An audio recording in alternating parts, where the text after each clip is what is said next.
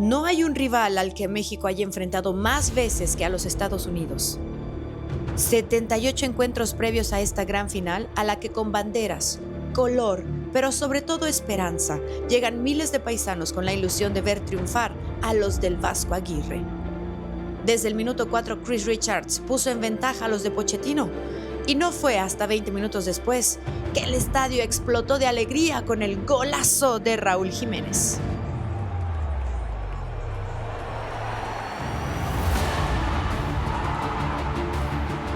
Más de 71 almas haciendo la ola, cantando, el chapulín en la porra y el drama. Al minuto 77, Johan Vázquez sirve para Edson Álvarez, pero se marca fuera de lugar. La afición pide el VAR. Hay revisión silenciosa y es gol. Misión cumplida, capitán. Podemos ir a casa.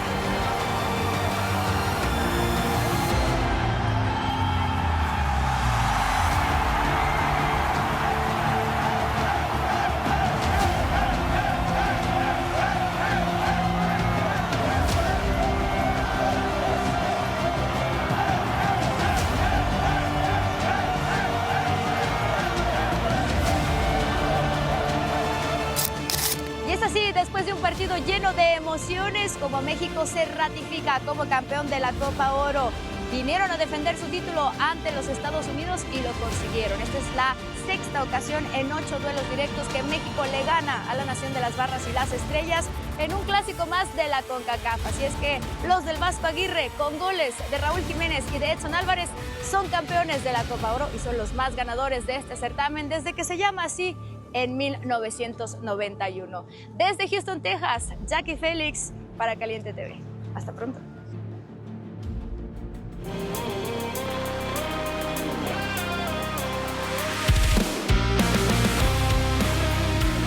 Y es así como arrancamos esta edición de Zona Caliente con el color de Jackie Félix, que estuvo en el Energy Stadium allá en Houston, Texas, en la coronación de la selección mexicana.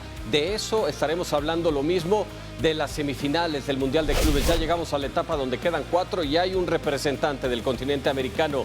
¿Qué sucedió en la Fórmula 1? McLaren sigue volando en las pistas y va camino al campeonato de pilotos y de constructores, y también revisaremos qué está pasando ya en Wimbledon en la segunda semana, en la definitiva de cara a la catedral del tenis, al título de la catedral del tenis, el tercer Grand Slam de la temporada.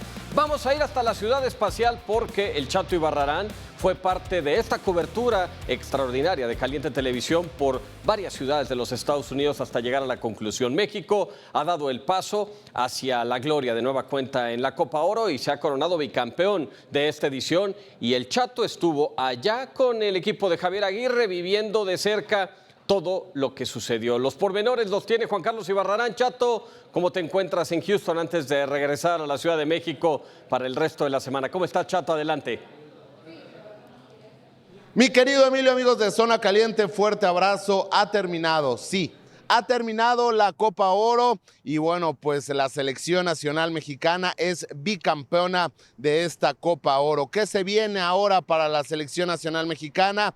2 partidos aquí en la Unión Americana ante Corea y Japón. Parte de los rivales que quiere el Vasco Aguirre para seguir preparando y buscar a los 26 mejores jugadores que nos representarán en la próxima justa mundialista, que también se jugará en este mismo estadio, mi querido Emilio, amigos de Zona Caliente. Ya los seleccionados rompieron concentración, varios irán a México a visitar a sus familias y los demás ya se irán después a Europa. El Santiago Jiménez estará unos días en México para después reportar allá en Italia, donde por cierto ya lo buscan equipos en España, pero bueno, él se quedará en el Milán. ¿Qué destacar de esta Copa Oro, mi querido Emilio, amigos de Zona Caliente? El tema de los jóvenes. Gilberto Mora, un mediocampista que lo hizo muy bien en esta Copa Oro. Marcel Ruiz, que se ganó su lugar para ser considerado en varios partidos por el Vasco Aguirre. Ahora pensar ya en el arranque del torneo que empieza este viernes, pero de ahí en fuera la selección nacional mexicana hoy está mejor que nunca y bueno, pues seguirán partidos amistosos. Fue el último torneo, pues el torneo válido para esta selección nacional mexicana, ya que como sabemos no tendrán partidos de eliminatoria porque se llevará a cabo en nuestro país el próximo Mundial. Mi querido Emilio, amigos de Zona Caliente, gracias por todo y gracias por permitirme ser sus ojos y estar en la Copa Oro, informarles día a día, hombro a hombro con la selección nacional mexicana. Muy bien, Chato, buen camino de regreso a casa después de esta muy larga cobertura con la selección mexicana. Vamos a darle la bienvenida aquí en Zona Caliente a Hernán Cristante, uno de nuestros guardametas aquí en Caliente Televisión, para revisar el qué piensa, el falso y el verdadero, mi querido Hernán. Digamos que, además de saludarte, ¿cómo estás? Muy bien, muy bien. Un placer estar contigo. Vamos directo a este falso verdadero. De los 26 jugadores que van a ir a la Copa del Mundo, ya se tienen a más de 20 asegurados. ¿Y los puestos con cuáles te quedarías? Verdadero. Ya se tienen a más de 20. Yo creo que sí. Yo creo que sí. Y la generalidad la acabamos de ver en la cancha, ¿sí? Más algunos recambios que tenés. Creo que sí. La tendencia es esta, ¿no? A ver, falta, falso, verdadero, un referente más allá de Memo Ochoa en el vestidor. Sé que tienes también a Rafa Márquez, que es asistente de Javier Aguirre, pero falta otra personalidad de peso que ayude a la camada joven, a los inexpertos que van a estar en su primera Copa del Mundo. No, sacaría a Rafa de la ecuación porque ya está del lado del cuerpo técnico. Está Edson, está Raúl, que me parece que son referentes importantes, sobre todo a nivel internacional, y que le dan esta aportación, lo mismo que Memo. Creo que es algo importante que él pueda estar en este plantel. Y también hay jugadores que han trascendido a nivel local, que tienen experiencia. El caso de Gallardo no es su primera justa internacional, ni sus primeras convocatorias. Entonces, yo creo que sí van a encontrar un equilibrio importante. Falso, verdadero, y nos seguimos preguntando si la portería es la posición más endeble de la selección mexicana. Digo que es verdadero, y no por endeble o mal funcionamiento, sino porque ha dejado ciertas dudas en Malagón en cuanto al juego. No hablo de su performance como atajador. Creo que ha dejado algunas dudas, pero también se me hizo correcto de que le den continuidad para esas dudas ir haciéndolas chiquitas. A ver, vamos justamente al tema de rendimiento y quiero que me digas, Hernán, vamos con los positivos. Jugadores que en tema de rendimiento mejor cara dieron en esta Copa Oro, que tú dirías fueron los más destacados de la selección de Javier Aguirre. Y para mí los más destacados, empiezo de arriba hacia abajo, Raúl, Edson. En los últimos partidos vimos la inclusión de un par de jugadores que dejaron muy buen sabor, pero voy por la columna vertebral. Es Raúl, Edson, los dos centrales han trabajado bien. Creo que las dudas que ellos han tenido no han sido en relación a su trabajo, sino al trabajo de otros. Y me gustó mucho en la lateral Gallardo. A ver, rapidísimo, decía producción y veíamos ese súper que ponían cuando estaba hablando el Chato Ibarrarán, que si Gilberto Mora y también Marcel Ruiz fueron de esos jugadores que tú pondrías, digamos, en el alto rendimiento del equipo. Sí, yo digo que son gratas sorpresas. No consolidados porque tienen muy pocos partidos en primera y sobre todo Mora, que tiene una edad muy temprana todavía como para estas altas competencias, pero ha dejado muy buenas sensaciones. Entonces, sí los veo participando, siendo parte de esta selección. Y a ver, si vamos a la inversa, te preguntaría qué jugadores te han dejado más dudas en esta Copa Oro. Bien, el tema de las dudas, sí, las dudas que presenta Malagón, dudas, el sector derecho de la cancha por ahí te deja algunas dudas en cuanto a la sincronicidad o al entendimiento que hay entre dos jugadores, que es Alvarado y Sánchez.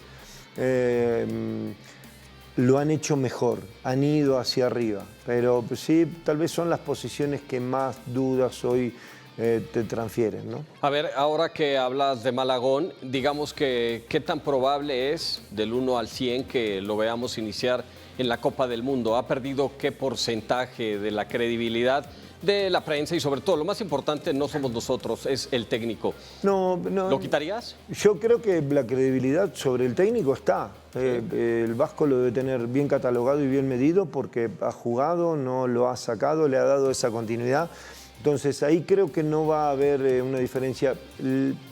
se pondría él en duda si no mejora su forma de jugar, su forma de actuar y si no mantiene esta línea que ha tenido, ¿no? Se ha estancado un poco. Yo creo que él puede ascender, que él puede tener un mejor torneo o mejores torneos como para seguir creciendo y darle esa fiabilidad al Vasco Aguirre. Estamos a 11 meses, algo así, de que se juegue el primer partido de la Copa del Mundo. Se habla de partidos contra selecciones de Asia, se está buscando equipos europeos. ¿Qué te deja este equipo a 330 días, algo así, de la Copa del Mundo? ¿Qué aspiraciones deberías al México de hoy en un primer partido de Copa del Mundo, sin importar rivales? No, este era el ajuste importante en cuanto a la competencia, no en cuanto al momento. En el momento buscábamos un ascenso en su producción, en su juego. Lo ha encontrado en relación a los rivales y a lo que ha presentado. Sale campeón y eso también creo que distiende un poquito toda esta tensión. Pero hoy, si vos me preguntás, veo a México en un 70% de sus probabilidades en un top o en un tope. Tiene más para crecer, tiene más para dar. Lástima que no hay partidos, todos van a tener un carácter serio, no oficial, pero serios. Pero no tenés un torneo para ir ajustando más. Entonces es más importante el trabajo que pueda hacer el Vasco y eso que no vamos a ver en la competencia durante ese tiempo previo al Mundial, después del torneo. Que ahí puede trabajar, puede ajustar, puede generar secuencias.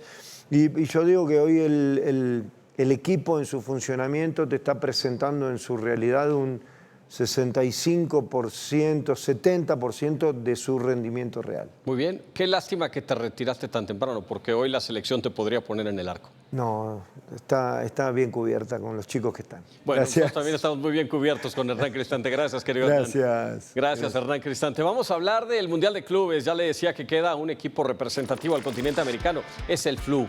El Fluminense, que ha ganado 3, empatado 2 y estará jugando contra el Chelsea. Ya lo estaremos revisando en breve con el analítico Jordi Rodríguez.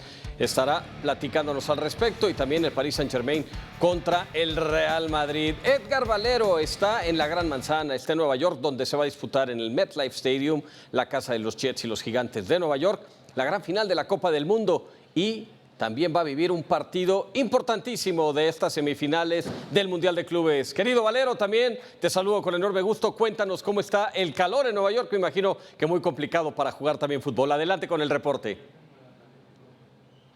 Y querido Emilio, ¿cómo estás? ¿Cómo están, amigos? Zona Caliente, me da mucho gusto saludarlos desde un agitado MetLife Stadium que se prepara para las semifinales que inician el día de mañana. Hoy, por lo pronto, hemos tenido la oportunidad de seguir toda la jornada, lo que pasa con el Fluminense y lo que pasa con el Chelsea. Hubo entrenamiento con puertas abiertas en el estadio del Red Bull, aquí muy cerca, en el condado de Harrison, donde estuvieron los jugadores justamente del Fluminense. Y nos comentaba John Arias, este jugador colombiano delantero del equipo de Fluminense, realmente un punto interesante en su opinión. El partido de mañana puede definirse en microencuentros, microduelos, y no tanto en las cuestiones globales de los equipos, porque dice justamente en el 1-1 es donde muchas veces acaban por encontrarse los detalles que llevan a los equipos a la victoria. Aquí lo escuchamos.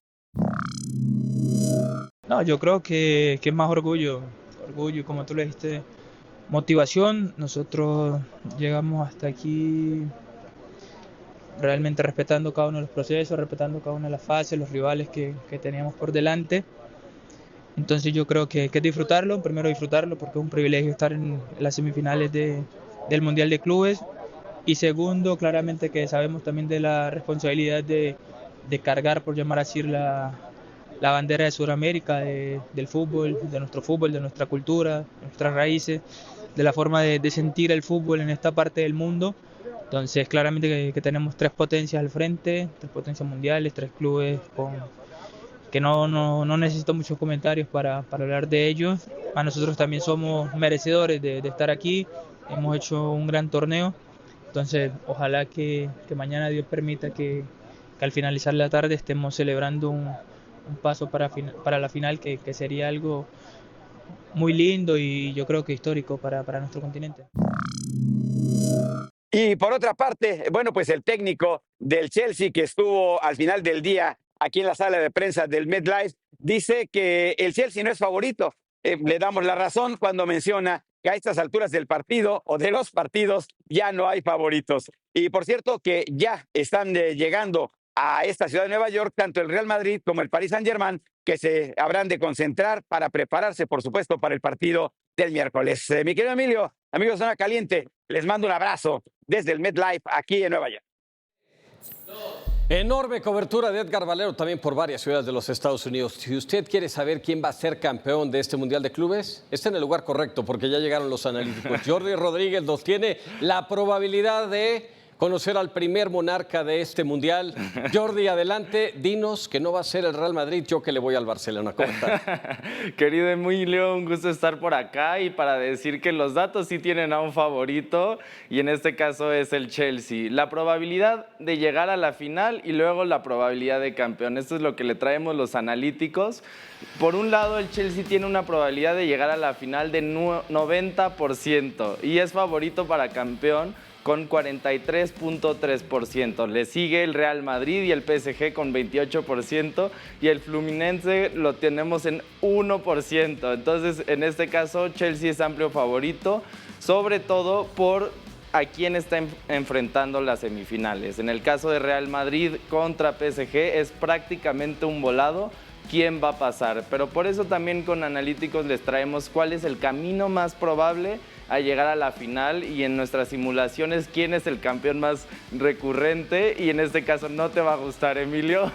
Aquí en analíticos estamos prediciendo que Chelsea pasa con 90.3% de probabilidad y en el volado entre Real Madrid y el PSG está un poquito más cargado para el Real Madrid. Ya en el enfrentamiento final, Real Madrid tiene una ligera probabilidad por arriba del Chelsea con 52.1% y en este caso se coronaría campeón. Pero actualmente el más probable para campeón sería el Chelsea. Sí, ya ven como si los analíticos usan la playera blanca del Real Madrid. Parece no. También...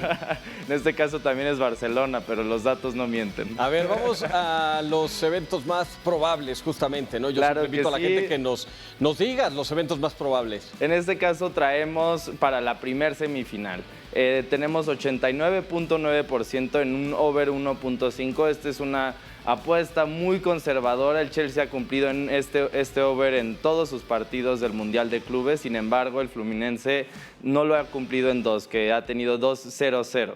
Después tenemos la victoria del Chelsea, que en tiempo regular es del 77%. Este quiere decir que de las millones de simulaciones que hicimos los analíticos del partido, en 8 de cada 10, Chelsea salía a la final en tiempo regular. Finalmente tenemos el under de 10 tiros de esquina, a pesar de que el Chelsea ha sido muy agresivo y genera muchos tiros de esquina a favor.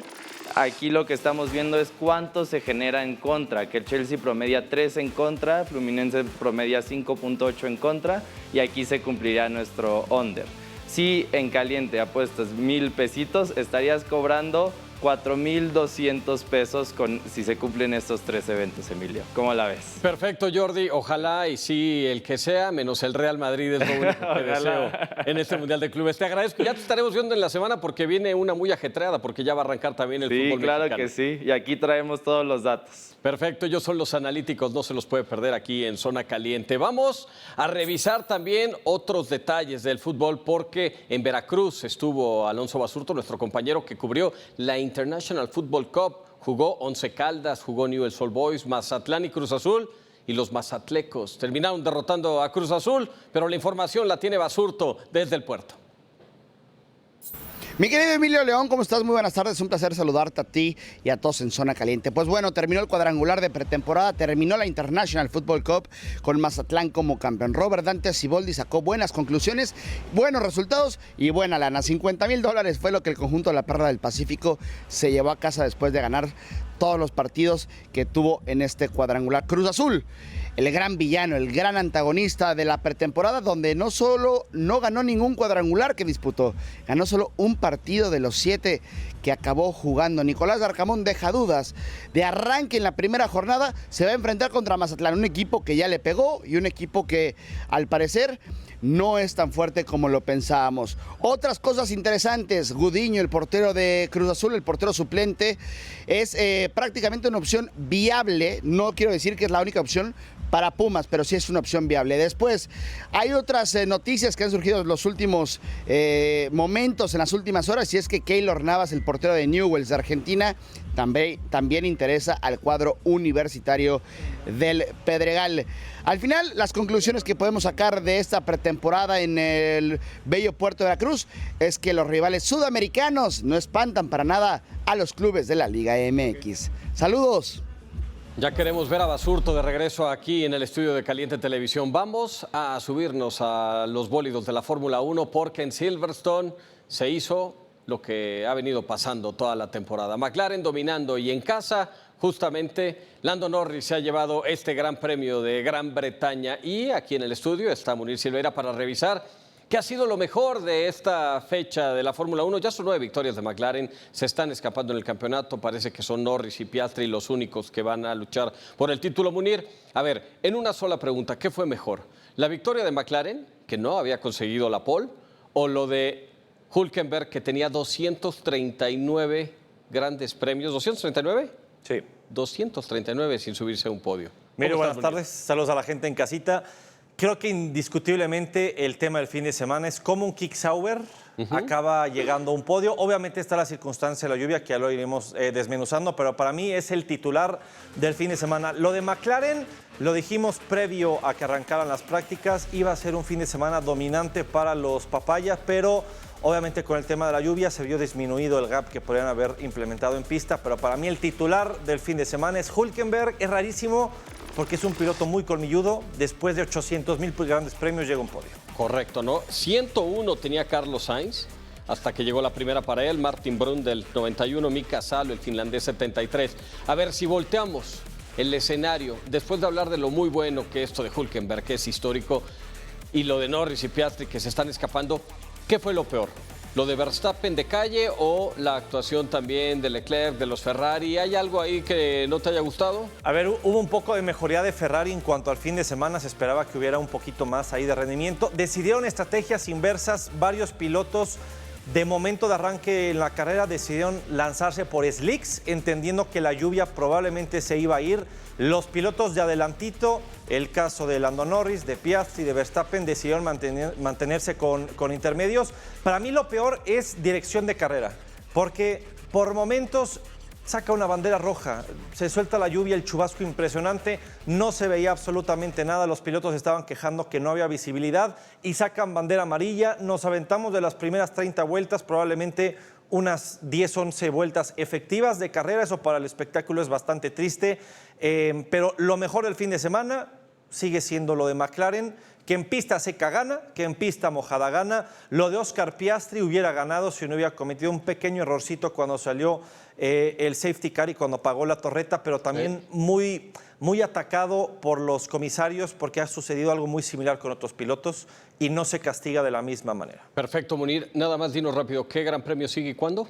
Sigue Bélgica y es el fin de semana del 27 al 29 de julio. Spa-Francorchamps. Sensacional. Las clásicas, las típicas. Una de las mejores. Gracias, Munir. Gracias, Emilio. Gracias a Munir Silveira. Ya lo estaremos viendo también a lo largo de la semana aquí en Caliente Televisión. Vamos a hablar de esto en el béisbol de las Grandes Ligas. Vamos a tener participación mexicana justamente el próximo martes en el All-Star Game allá en Atlanta, Georgia. Jonathan Aranda será parte junto con Alejandro Kirk. Son suplentes de la Liga Americana.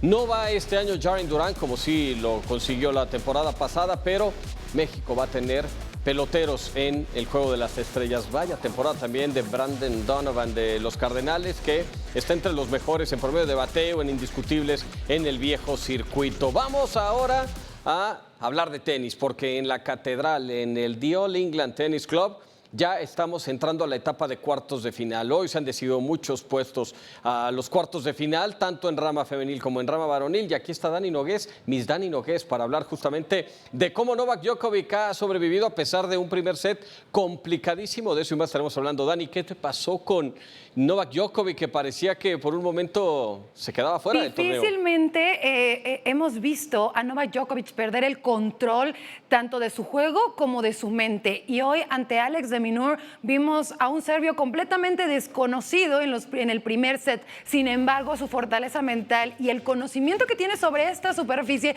le ayudaron a controlar el partido y así poder remontar y acceder a la siguiente ronda. Un espectáculo de tenis porque ya están completamente... Bueno, estamos solamente a un partido de definir quiénes serán los que avanzan a los cuartos de final. Se está jugando el duelo entre Sinner y Dimitrov.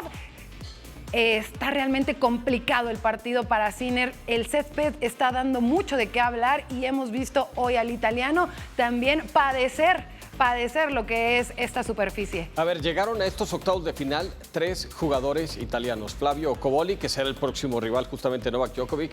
Jannik Sinner, que es el número 1 del ranking y también el número 1 del mundo. Y está también el caso de Lorenzo Sonego, que perdió con Ben Shelton. ¿Qué le pasó a Sonego? Que también en el primer set, así como pusieron a temblar a Djokovic, él puso sobre las cuerdas o contra las cuerdas a Ben Shelton. ¿Cómo se recuperó Shelton? Shelton, utilizando su servicio, es un jugador norteamericano muy potente que sabemos que juega los Grand Slams a tope y sabía que tenía que avanzar a la siguiente ronda. No podía dejarse vencer por Sonego. Ben Shelton utilizó su servicio para poder así avanzar y cerrar el partido, aunque sale de la estadística de los jugadores que no han permitido set, porque en este partido, pues Sonego sí le saca el primer set al norteamericano. Y en el caso de Sinner, ya lo decías, ¿no? Viviendo un partido muy complicado, perdió el primer set, no había perdido ninguno en las primeras 3 fases de este tercer Grand Slam de la temporada y ahora su boleto a los cuartos de final está en la cuerda floja. Vamos a hablar de las mujeres. Ya lo hablábamos en Chilaquiles y lo decíamos, que pareciera que se le abrió el bracket, ¿no? A Aryna Sabalenka, la número 1 del mundo, porque quizá, y a mi juicio la más complicada, pudiera ser Iga Swiatek. Para ti, ¿quién pudiera ser esa rival incómoda que la sorprenda como lo hizo Coco Gauff en Roland Garros? Para mí, Mirra Andreeva es una de las jugadoras que va a complicarle a Aryna Sabalenka como les ha complicado en las finales en lo que ha sido este 2025. No hay que olvidarnos que ella acaba de romper el récord de ser la jugadora más joven en acceder a esta ronda después de Sharapova. Entonces yo voy a ponerles mi fichita a esa final. Quiero ver a Mirra Andreeva enfrentando a Aryna Sabalenka. Y bueno, pues Aryna Sabalenka no ha tenido la fortuna de conseguir todos los títulos en cuanto a finales ha llegado. La hemos